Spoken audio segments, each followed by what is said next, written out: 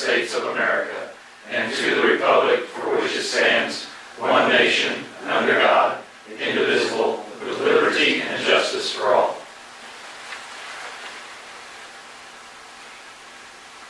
Thank you.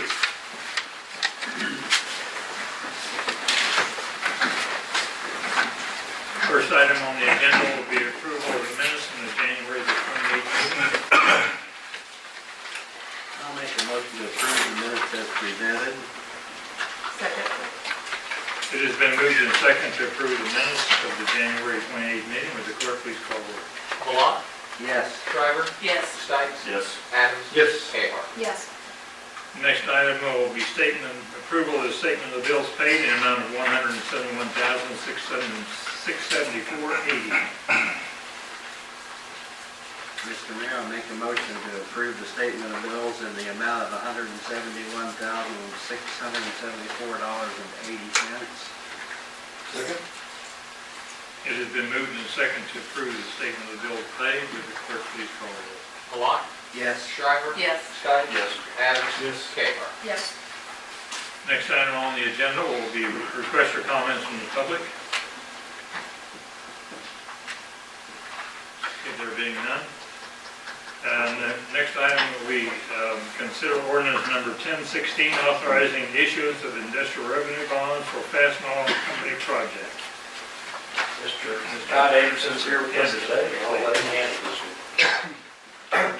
Mayor, council members, Scott Anderson, bond counsel.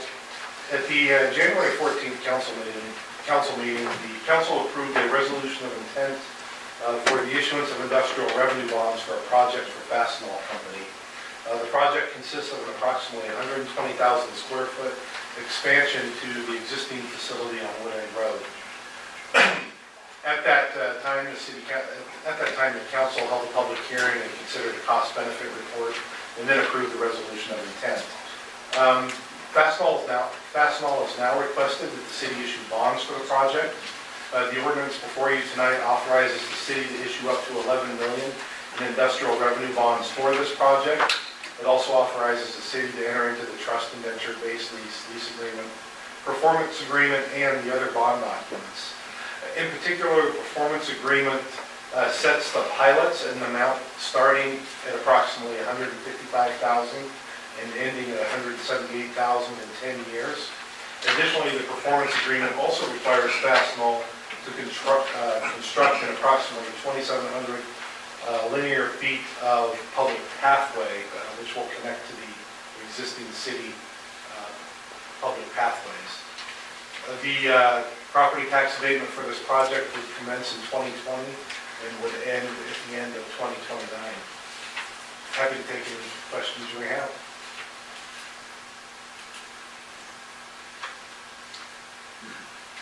This doesn't obligate the city to any debts or... Yes, it does not. The bonds are conduit bonds payable solely from rental payments under the lease agreement.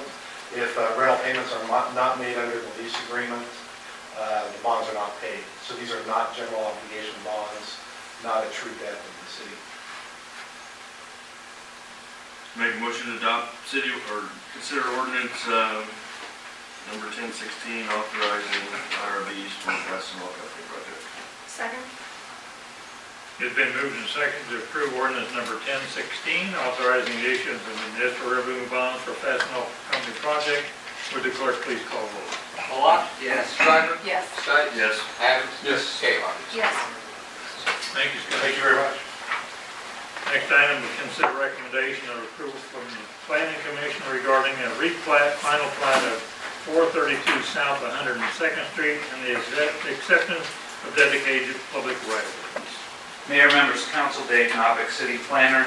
On December 3rd, 2018, the owner's agent filed an application to replat this property. It's approximately 22.9 acres of land located on the west side of South 102nd Street, just south or adjacent to Richland.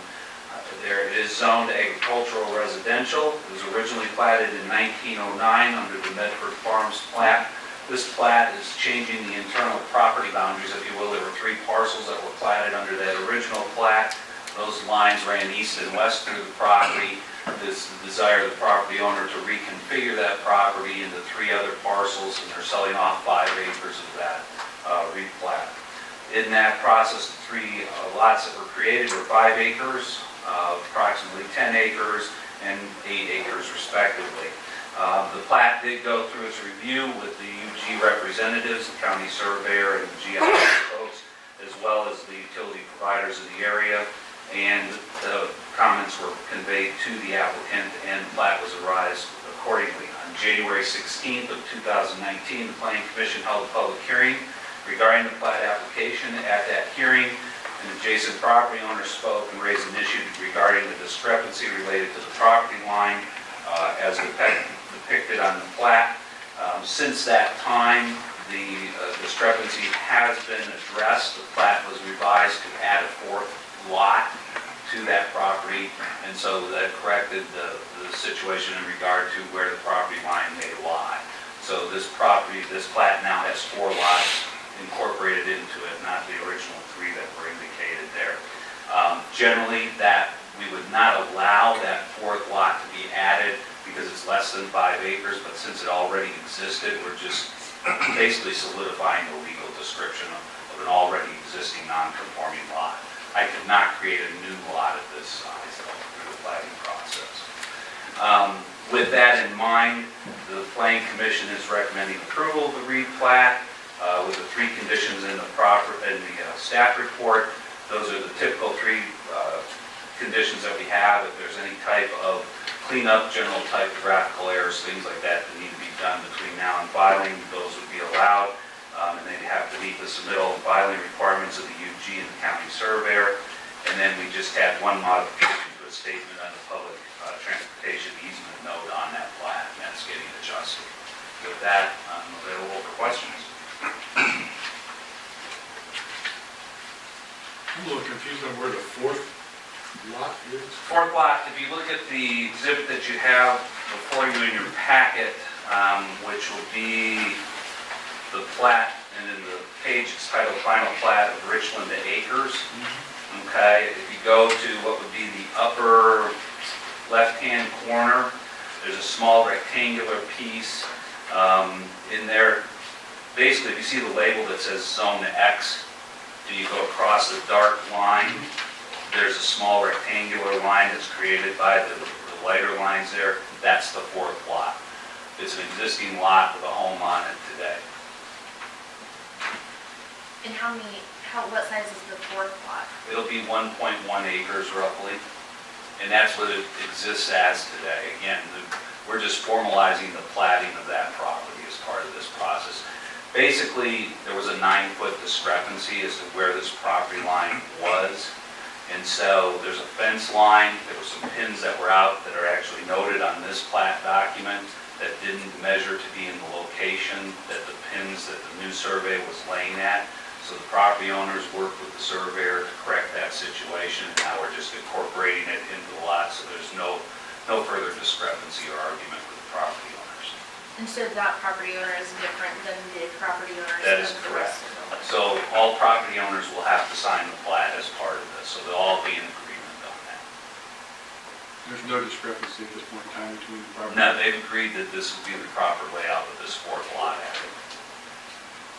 And can you just explain a little bit, you said in future applications you won't be able to do what you're doing now, Oh, and just, why we can do that now? yeah, if this was a new parcel, okay, if they were trying to create these 4 parcels and they were all brand new, so if they owned all this property and they came in and they said, I want a 5-acre, a 9-acre, and an 8-acre, and a 1-acre, we could not approve that new 1-acre lot. But because this is an existing non-conforming lot, the property configuration already existed, we're just simply formalizing that into this process.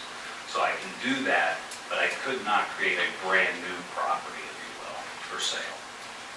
Does it kind of make sense? The property is already existing.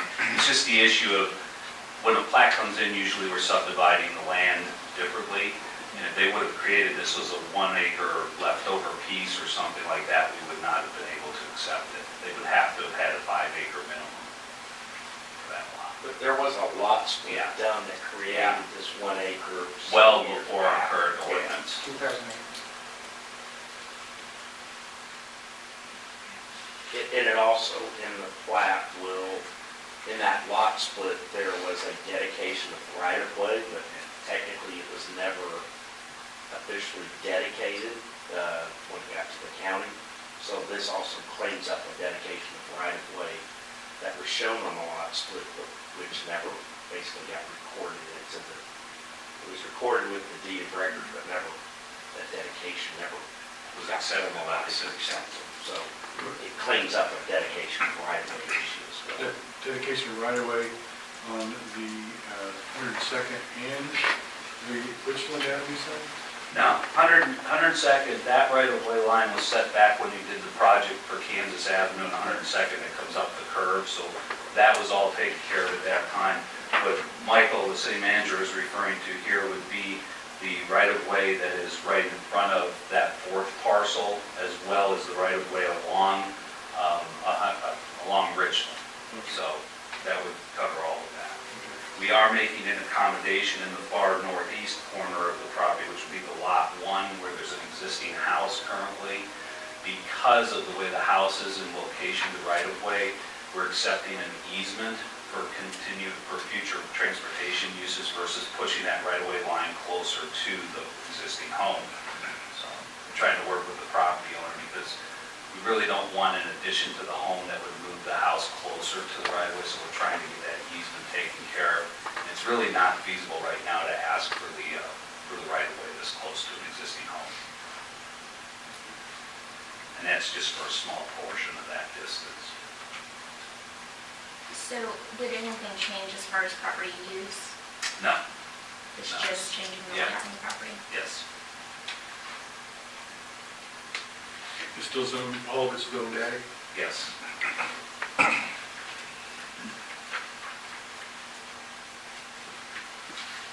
Is there a reason since there's, was it 23 acres?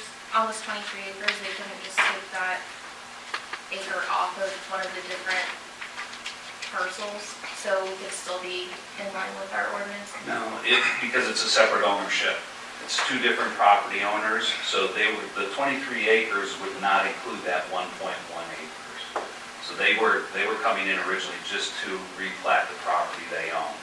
Because of this discrepancy and the way we're addressing the discrepancy, this second property owner is now basically platting their property that they've had ownership of already. So it's kind of hard to explain. It's a very unique situation for this. So it's the right time to clean that up now. This is the right time to get this cleaned up. At the end of the day, this is the right time. All the measurements for the next parcel to the west, everything aligned. It was the mere fact that there were 4 property pins that were found out there already that seemed to be in the wrong location. And so when everybody started looking at what this plat was doing and what was being suggested by those pins found in the field, there was a mismatch of that 9 feet.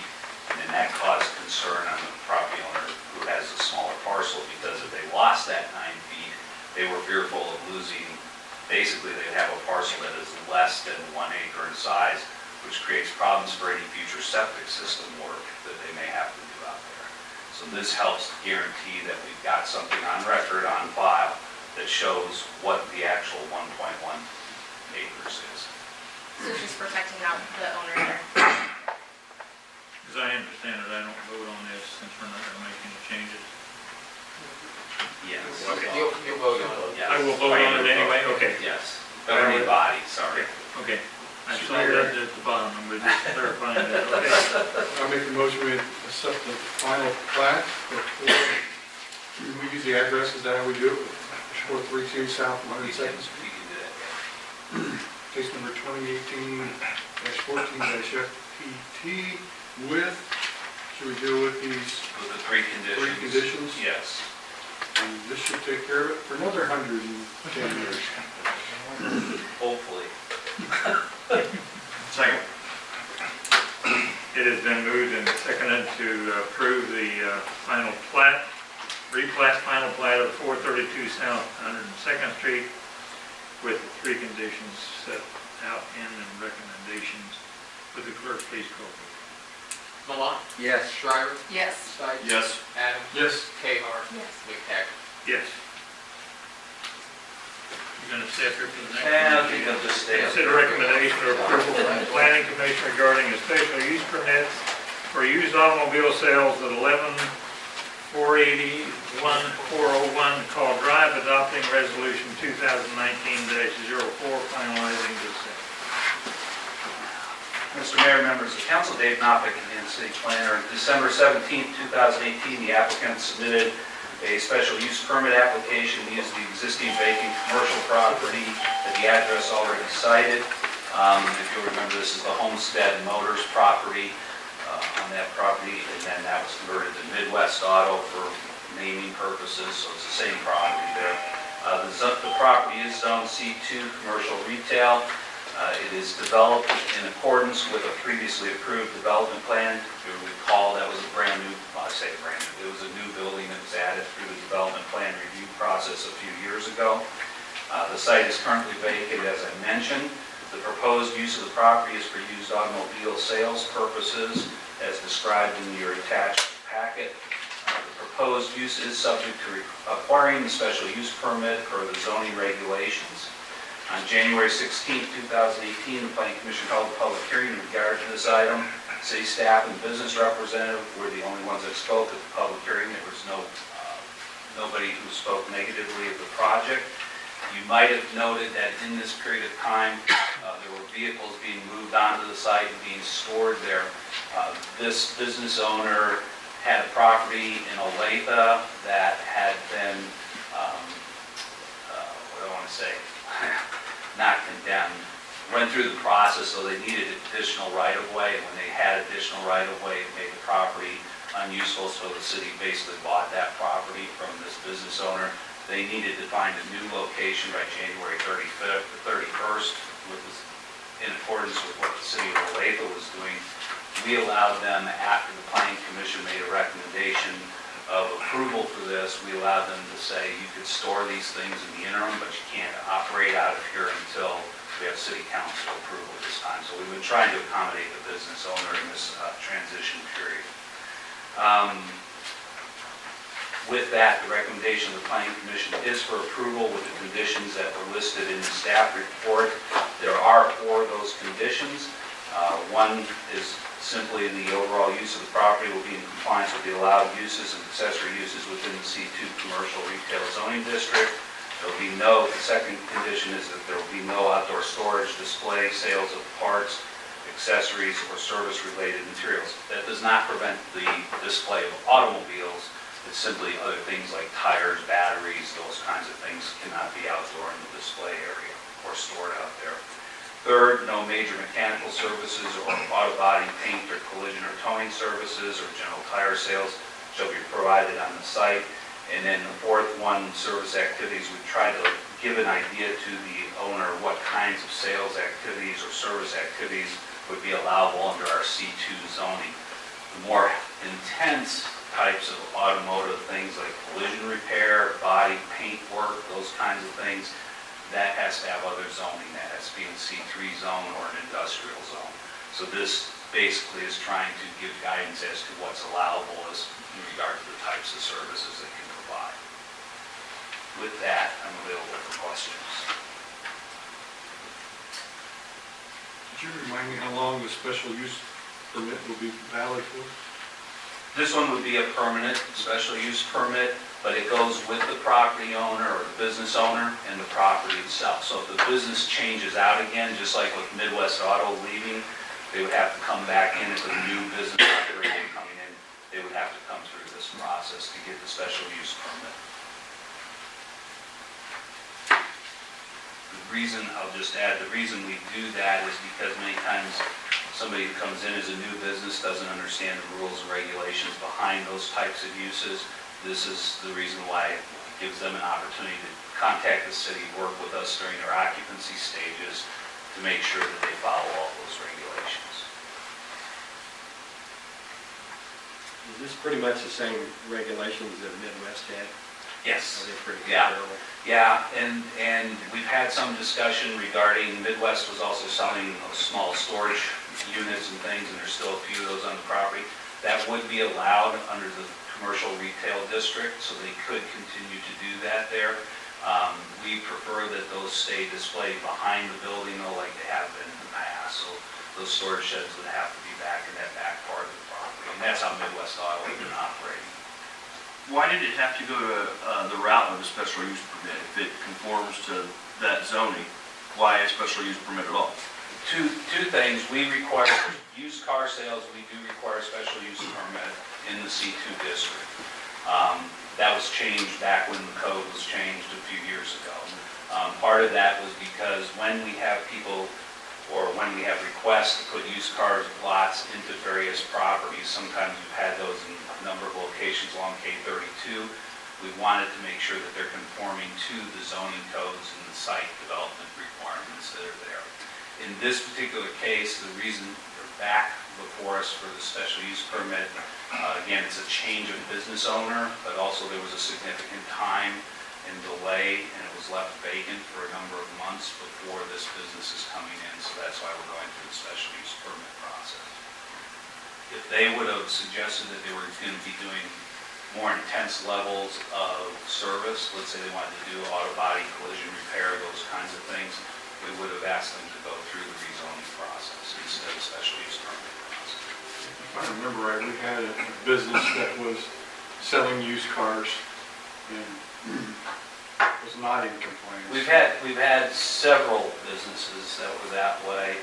Probably one that most people are familiar with, the old Car Finder site that was on 98th, I believe, in Caw, on that northwest corner, where it's the old house. That happens to be in a floodplain, which has made that site very difficult to place a new business into it because there's flood regulations that they have to meet there. We also had a business further east on Caw Drive also. Jiffy Lube, not Jiffy Lube, Speedy Lube. Speedy Lube. They used to sell used cars from there too. Mr. Mayor, make a motion we approve the special use permit for 11401 Caw Drive, 2018-015-SUP with the 4 conditions. And You're gonna say and would you resolution. authorize the signature of the resolution? Authorizing the signature of the resolution. I won't read all that. I'm just going to say whether it's been moved and seconded to approve the planning commission's recommendation regarding a special use permit for automobile sales of 11401 Caw Drive, adopting resolution 2019-04 with 4 conditions as listed. Would the clerk please call the roll? Malott? Yes. Shriver? Yes. Stites? Yes. Adams? Yes. Kahar? Yes. McTaggart? Yes. Thank you, Dave. I grew up about 5 blocks from that building. It's been there a very long time anyway. Yes, we've been there a very long time. Okay, next item on the agenda will be consider authorizing the purchase of upgraded software and associated hardware for police departments existing. Skip going. I'm sorry. I had checked it off and passed over. Consider approving the authorization of the city manager to sign change order number 1 for 2018 trail expansion project. As you know, we expanded our trail in 2018, and we worked with Dale Brothers Construction on that project. Basically, at the end of the day, we had a budget of, or a bid amount of $75,340.69. We had an underrun of a number of commodities, and then we have this change order for some additional riprap that wasn't in the original plans to control some erosion control. Again, at the very end of the day, we actually underspent this by $110.42. So it's our recommendation to approve the change order and finalize this project, and it will be completed, and then the bond for maintenance will take in and move forward. You have to answer any questions. It's being used, I know that, so, maybe not in the last week or so, but it's being used. And been plowed or anything? No. We've had discussions about that, but yeah, so I think we'll stick with the plans for the time being. Make a motion to approve the city manager to sign the change order for the 2018 trail extension project. Second? It's been moved and second to approve the city manager to sign the change order for the 2018 trail extension project. Would the clerk please call roll? Malat, Yes. Shriver, Yes. Stites, Yes. Adams. Yes. Kahar. Yes. Okay, now I'm on order for number 8. Consider authorizing the purchase of upgraded software associated hardware for police department's existing DigiTicket, electronic ticketing solution. Thank you, Mr. Mayor, Council. You have before you the background information. We originally, in 2012, bought what we call the DigiTicket system, which is electronic ticketing system. That is actually the software and the firmware. This is the hardware that we use. So this is how an officer, every day, 24/7, writes a ticket, and then it prints out on this ticket. Now, they're on this printer device. Now, if you can imagine, this is a dot matrix printer. Think about it, remember back then. And this is a Windows XP. That's what we have today. The life cycle of these devices have run their course, but they've held up, again, 24/7 since 2012. It's a well-designed devices, and the software that we use, the DigiTicket software, is very efficient. We use it day in and day out. We input one time, and then it populates into 3 other databases. So it's the labor-intensive piece of hard paper tickets, well eliminated. We have an excellent process with very few errors.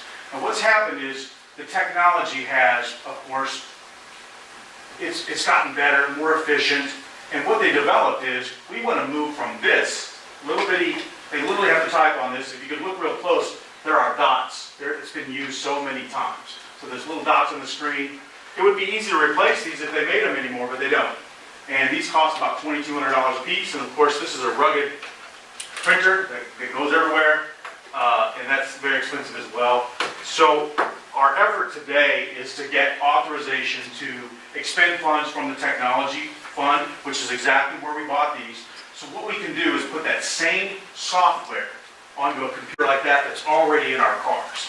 And what we can do is copy and paste. They don't have to use a stylus that's this big.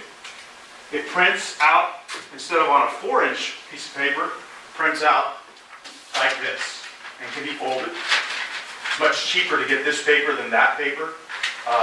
And it's much more easy to read when you're filling it out on this computer. So we're asking for $10,473.50 for the development of the new software. They just have to reproduce our database, if you will. All the hardware, which includes the printer, paper, and the install of all the firmware and software onto the computers. And then there is a mounting device for the printers, and they mount overhead in the middle of between the seats onto the cage top. So out of the way, you just feed the paper up there, spins out, and produces the citation. It'll also, for exchange of insurance information during accidents, we can print that out. We type in and print it out, and we can give it to you right there. We can't do that right now. It has to be handwritten, or we just tell the people, make your exchanges, that sort of thing. So a lot of convenience. What we can do, what we can't do right now, is this is not integrated in any computer system. So what we have is, we have criminal history information that's on the computer now that we can copy and paste. The tag and the driver's license. We can do some of that stuff on the computer that we can't do with this device here. So that'll be more efficient. Right now we're at about 7.5 minutes on average on one citation on a traffic stop. It's fairly quickly, without any complications. That average changes when we get expired tags and no insurance and that sort of thing, or maybe an arrest. But one thing that we will keep is 2 of these portables, because everything we would have to do to issue a citation would be locked in the car, if you will. So when we process somebody in our own holding facility, say for a marijuana possession, we make the arrest, we bring them back, we process them, we're going to release them. We can then take that inside, and we have it right there as portable. We can print it out. And so we'll keep 2 of these licensed. We will have 3 licenses that we already own, and we will add 3 more to make the whole entire system work like it should. So they want us to have the licensing. There's been a reoccurring fee for that kind of service since we started, so we'll still have that. But overall, this will be much more efficient, and quite frankly, I think the officers' eyes and everything else will appreciate it as they work out there. So again, we're just asking for in the technology fund, there's $15,000 budgeted. There's nothing allocated to that at this point. We purchased the same system from there in 2012, so we're asking for approval to spend $10,473.50 to upgrade the entire system. What's that exact amount in the motion? I suppose we do, you just do, right? Okay, just checking. What's the balance of the technology fund right now? The technology fund should probably end the year at about $8,000, and probably closer to $9,000. We get charged for the second half of the server upgrade. Okay, so some of this is in the budget and some of it's coming out of the technology fund? So this was an unfunded item in the general fund in the adopted 2019 budget. Originally, when we passed the 2019 budget, we had anticipated that we would be splitting the cost of the server upgrade between 2018 and 2019. With the adopted 2018 budget amendment, we included the total cost of the server upgrade within the 2018 budget, so a few months after the 2019 budget was adopted. So we still had $15,000 of funds in the expenditures budgeted in the 2019 budget. The technology fund is supported by a general fund transfer of $20,000, as well as a portion of fees associated with tickets that are issued. In 2018, that is going to come around to about $9,000. If the fund performs as it's expected to in 2019, we should end the 2019 budget in the technology fund with this purchase at about between probably $2,000 and $2,500. I was going to note that, I mean, when we put this in place in 2012, just a little history, we set up this technology fund, and we had that built into our court ticketing system. And the first purchase was intentionally to buy the digiticket system, and we paid it out over about a 3-year period, I think, originally through a lease purchase. So when that was put together, the primary purpose of the technology fund, while it could be used for any technology purpose, but primarily was designed around police and court activities. That was its first purpose. And then we have used it subsequently by doing transfers to the general fund for those items that we buy that are really citywide. So the computer servers, things like that. If somebody, when we replace computers, it's an individual desktop computer. If that's in the admin department, it starts there. If that's in the police department, it starts there, et cetera. So the technology fund is one, it's a mechanism we use to collect off of tickets. But two, it's there as much as anything as an accounting process for technologies that you really feel, well, who should pay for this? Well, it's kind of everybody. So those are its purposes, and this fits well within the purpose of why we created it to begin. Does this have the capability to collect more data than the other? It's the same data, and there's quite a bit of it, yeah. It's pretty expensive. The other thing that this system did way back, and quite honestly, we were probably an earlier adopter of this, but where previously they hand wrote a ticket, then it came in and the police department basically entered it into a record system there, and then the ticket came over to the court and you got it entered again, basically. So now our system is all integrated. Once it hits that, and it electronically downloads, it goes into their record management system, and the same data comes over to the court system. So the real entry occurs in the field. Now, if there's a corrections or, maybe it didn't take the name right or whatever, those can be corrected before it uploads. But fundamentally, we don't have to enter stuff 2 or 3 times in the systems because they interact together. And originally, all the data is held in the online database assigned to us through the software. So there's three components. Do you know if there are any other departments that are currently using the new system and Yeah. liking it? Yes, and that's kind of why they kind of steered us that way. we were one of the few that using the handheld and then right away about that 2013, it really came on that they were going to do more of the MDT or the laptop version of it. So like Highway Patrol, there are a number of them. This is the direction they're moving towards. Given the size of that screen, we've dropped them, we ran over one of them, that kind of stuff happens. So, and it's not, even though it's recognized, not necessarily cop-proof, that's what we like to put out there, technology. But, so everybody has kind of that, they gave me quite a list, and there are several in Kansas that are who use this particular digiticket system, have moved to the MDT desktop application. The other, and I'm not familiar with the holding tank, thankfully, but would it be more beneficial to have a laptop or computer in there for you guys, or is this handheld gonna work fine for inside? Well, I think so, and we may have some other areas where we could use that, where it could be brought, where you didn't have to go back out to the car. We're just kind of fill that out a little bit. But one of the things we have is the licensing already, and we have the paper. So some of that is part of just using some of what we have. It's pre-printed paper. It says Edwardsville all over it, that sort of thing. So we're going to try to use that. We'll use it until they kind of wear out. We have the licensing. They wanted us, it's kind of the deal they want you to buy some of this stuff, such as the licensing and things like that. So we kind of made a deal, we'll keep 3, we'll buy 3, and then keep the two in place at this point that are the mobile.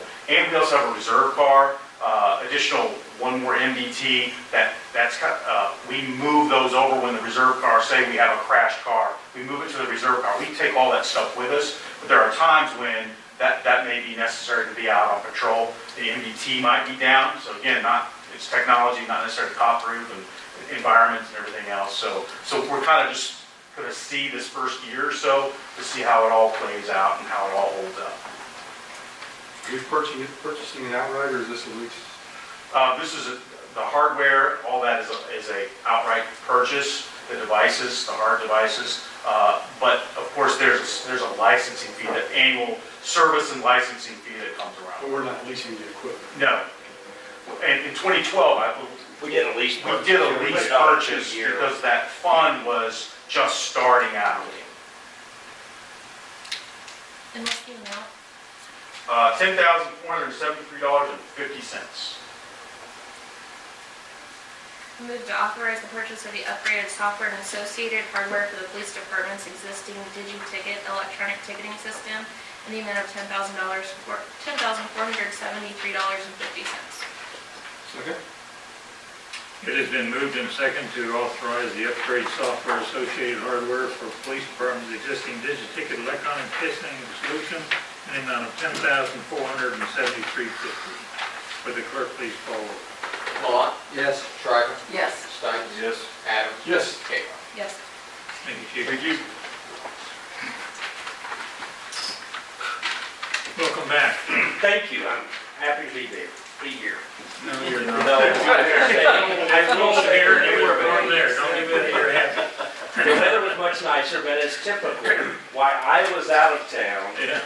the snow ice event occurred, so apparently I timed it well. I don't know how that's all worked, but definitely glad to be back, but as always, it was a very enjoyable, a lot of hard work, a lot of things we don't do every day, like take 6 yards of concrete, mix it in a, basically a small little electric cement mixer or in a box, put it in a bucket and lower it with a rope over the other side of the building. So, it's not the kind of things we do here, but hey, we innovated. So, because before they would just stand between that wall and the whatever taking buckets, and we said, we could make a hook and put a rope, and I thought that was pretty cool. So, we brought innovation to Guatemala. So, but it's always enjoyable. But I'm always glad to be back. So. Mayor, the only other couple of things, I'm assuming we're to advisory reports. Yes, we are. Our new person, Katie Ross, started today. Katie and her husband, as I think mentioned before, are residents here in Edwardsville. She comes from an engineering firm previously in a trucking company. has a great background. So she gets here today, and Heather was out with a sick child, I think, and Michelle was on vacation day, and the court clerk had illness-related issues, and I think our police records clerk was out on illness. So poor Katie came in, and we said, okay, you get to run the front. She's like, what? I was like, well, She didn't quit. well, she came back after lunch. We'll see if she comes back after the first day. I think she can hold her own. I don't think we probably threw anything at her that she can't handle. But we're glad to have her. It's been a long search, and I'm sure you'll have an opportunity to meet with her. The only other thing I know of, and I may be behind a little bit myself, and there may be things that Zach has, but this coming Monday will be President's Day, and so City Hall is closed for observance of President's Day. Other than that, I'm not aware of anything. I wasn't made aware that we had any significant issues. Nobody blindsided you then? There wasn't any, I wasn't aware, even though I had access of anything of importance, that wasn't able to wait until I returned. So, Thank you. Zach, you got anything? I do not, sir. Okay, moving along, Chief Mathies. Thank you. I presume we're going to move forward with at some point in the next few weeks to have our year-end reports come, but we had a historic year in calls for service, drug crimes, arrests were up. We seized, in one case, 50 pounds of marijuana. They took an 8-year plea with probation. So, but violation of the probation, they'll do the full time, it sounds like to me. So that was a really good case. That's just one of several. We had a number of increases, but what we did do was hold the line. In fact, we had a slight decrease in our index crimes, which is our more violent, serious crimes.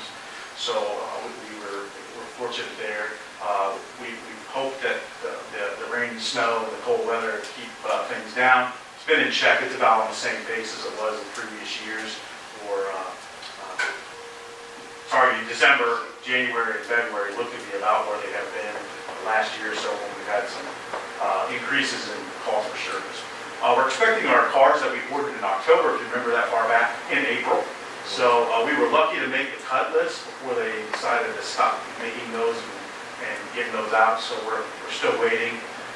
From April upon delivery, whenever that day is, it will be another probably 60 days before you see them on the road. And then we have to sell the other two, of course. And so that's going to be a little bit of a process this year. Later in the year, that means more miles on the other ones and that sort of thing. But that's kind of where we have. We spend a lot of time with technology and replacing computers all through the city. That we're 6 or 7 of them, and just doing that kind of stuff. We've updated some stuff. Instead of buying computers, the police department this particular year for PCs in the station, we've updated 3 or 4 of them to Windows 10. Still in the process of doing that, so we're hoping that holds up for another year or so. We've been extra busy. So. Chief Whip. That's really on the fire department forefront. Had a hazard mitigation planning meeting with emergency management today. About a year and a half ago, we had the emergency operations plan signed by and approved by the council for the Wyandotte County Emergency Management. We're now in the mitigation plan. We started that process and set it off. It may be through FEMA in 3 months. It may be through FEMA in 12 or 16 months. Once we get the approval back from FEMA for the Wyandotte County Emergency Management Mitigation Plan, it will come back to you guys for approval and adoption here at the local level after the EOC, or the Emergency Operations Plan on the contingency. Other than that, it's a wonderful day. It's rainy. It's above 32. I'm sure Tammy and Public Works would really appreciate that. It's all we have with the fire department. Thank you. And as for Public Works, as you notice, Tammy's not here this I noticed evening. you were. They've been working some long hours, and I gave her an evening off because she needs to catch up on things like sleep. But I'm not aware of anything specific. Obviously, we haven't started our repair project on 98th and down there by the creek where we have to stabilize that wall, mainly just because they can't mobilize in this weather, so it's still an issue. Made some temporary improvements to keep it in check for a couple of months. She did notify us she'll have a crew overnight. Yeah. Yeah. They've been splitting shifts and working and doing a fabulous job, I think, as we all recognize. Yes, she does, great. Do you see anything? Okay. Chuck Evans, start with you. I don't have much. I recognize Zach is now our official chamber president. Once we got off from a major announcement at the actual meeting.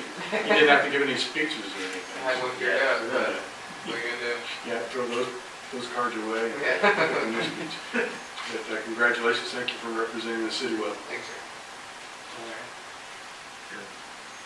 I was just wondering, and we've had several public hearings lately, and I know that we always do what we're required to notify the neighbors, but I didn't know if it might be possible to consider putting it on our social media and putting it on our website, just to go that extra bit to just, I mean, we're really in favor of transparency, but just to let those people know that we want to hear from them. And instead of doing the minimum, get out there and say, okay, we want your input and involvement. And I think we have been in the hot shot trying to get planning items. I'm not sure we fully done that. Yeah, there's a standing item for planning commission meeting on the hot shot. I think it probably highlighted a little bit more, just to your point, make sure people are aware of it. So, Chief Matthew, I was curious about I was gonna ask, what's the lifetime expectancy of the new system you're getting?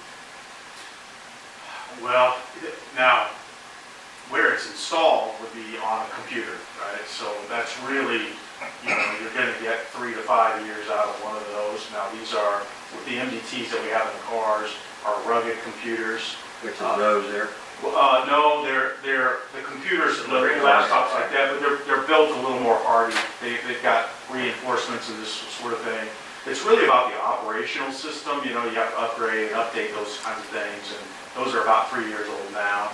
So I figure probably another 3 years and we'll have to be rotating those out. I'm just curious. And then you're gonna have 3 of these systems that are gonna be, they're obsolete already. Yeah, we have 2 of these that we're gonna just keep. This is the printer, so we'll have 2 of those, and we'll have 2 of the ticket writing things just to use mobily. You might have an opportunity, and for instance, there may be a misdemeanor citation that we have to issue where the detective will issue it, right? In that case, he won't have one of these, the MDTs in the car, but he'll be out mobile. Well, I was where he gonna can ask, issue a are these citation. sellable, the used ones? They could probably be refurbished somewhere, and used somewhere else, yeah. I'm just kinda curious, Yeah. to know if they were gonna be thrown away or, No. that's all I have, thanks. Congratulations, Zach. Thank you. And like Chuck said, thank you for representing our city so well. Katie, what's her job title? She is administrative specialist, is her title. Basically. But on our first day, she was several things. Yeah, well, we took, but that's, so it's administrative specialist for development services. So Most of she's her- fully staffed now. Yes. Most of her time will be spent, which is kind of really what Jessica kind of migrated to. So most of her time will be spent around, issuance of building permits, kind of managing that, plans that come in that Dave has to review, planning items, any of those kind of Okay. things. Some support from me, just in general support.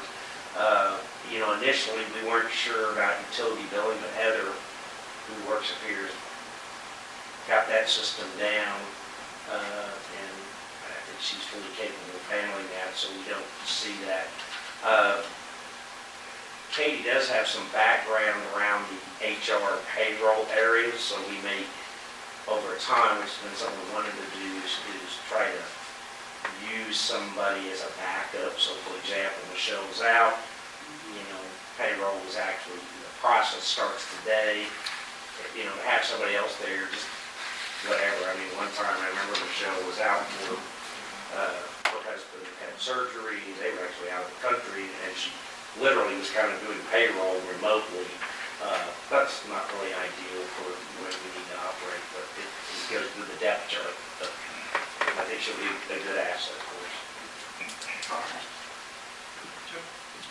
Where are we at on the 94th and Street House? So as you know, we got the money. the person was supposed to be in court on the 7th. Court got canceled. We've notified both the, so to speak, the lender, because it's in a foreclosure process, and of course the insurance company. So we've got everything ready to go. We're just getting confirmation. The one part we can't, shouldn't say we can't, and maybe our city attorney did. We just want to make sure that there is insurance, that we're going to spend all that money, not just to remove the house, but to correct, bring that into code compliance and not file liens on their property. Typically, the code compliance, you can go do it, file a lien, but until they sell it, you can't collect it. Since we have sufficient money to make everything right. So that's really where we're at. We have the bid, again, they're because of weather things, they're probably 60 days out from just turning the move, so but they know we're going to move forward. And then, I know it's cold now, we kind of don't think about it, but trash. Yes. On 98th Street between Kansas Avenue and I-70 under the bridges, Okay. there's a lot of trash been dumped again. I know that there's been some illegal dumping, from what I understand, under the 98th Street Bridge, and I believe, and I don't know what, the police department was aware of it. I'm not sure what exactly has been done. I know our people, I don't know if they would collect them. And I know there was some illegal, specifically illegal dumping in there, more than just trash that fell off, out of a car, where exactly. Yeah, I don't really ever too much complain about that. Yeah. Kind of get used to that. Yeah. It's the couches and the Yeah. bags of trash and the big amounts that are dumped out there. Okay. I'll follow. Last I noticed, just north of Kansas Avenue, under those bridges there was a tarp that had a whole bunch of building material wrapped up in it. Yeah. So that was dumped out, kind of on the road and kind of not I'll have behind to the ditch. check into it. But anyway, that's just the part of the problem on the trash that we have there. And it's gonna, might not think about it right now, because it is cold outside, but it's gonna warm up. Yeah. We are gonna have trash out there again, and grass is gonna get mowed, and we're gonna be running over all that trash, and now you can sure see it. It's exposed and it's out there. And we had talked about several different mechanisms to try to combat that, whether it be somebody part-time, whether it's getting with the courts and having community pickup, however, Right. but I would like to make sure that we're addressing it now Yeah. to get that lined up for when it does get warm enough. that we I can know do that it. we're in line with trying to kick off with the court this, kind of over the next couple of months to start getting that set up. Community service. Communities, it won't be mandated community service in that sense. It'll be an opportunity if somebody wants to work off fines. And I don't remember all the legalities. And I guess there's a difference between sentencing somebody to doing that versus them having the opportunity in lieu of paying a fine, so to speak, so they can, if you want to do 10 hours of community services instead of say paying $100 fine, you can have that option through the court. There's quite a few programs Right. that are out of communities Right. service. So Yeah, there's some more whatever we can do formal to make it community work. services where they're sentenced, and there's an opportunity in I think it's in Kansas, Missouri, where they do a processing, and they set up they basically manage the paperwork side. So what we're looking at is more of it's an alternative sentencing program for people to not have to pay they'll still have to pay court costs, but they wouldn't have to pay the fine, or they would work off the fine, basically. And the judge and the prosecutor seem very comfortable with doing that, getting all the pieces, and then we're looking at having, 1 or 2 days a month to start off with. We just don't know how many people that'll be. Use our community service officer can basically keep, those people in line. I don't expect we're gonna have hundreds of people, start off, see where it goes, if it grows or expands, or If it's not working, then we can adjust accordingly. That's all. Okay, I have nothing further to add, other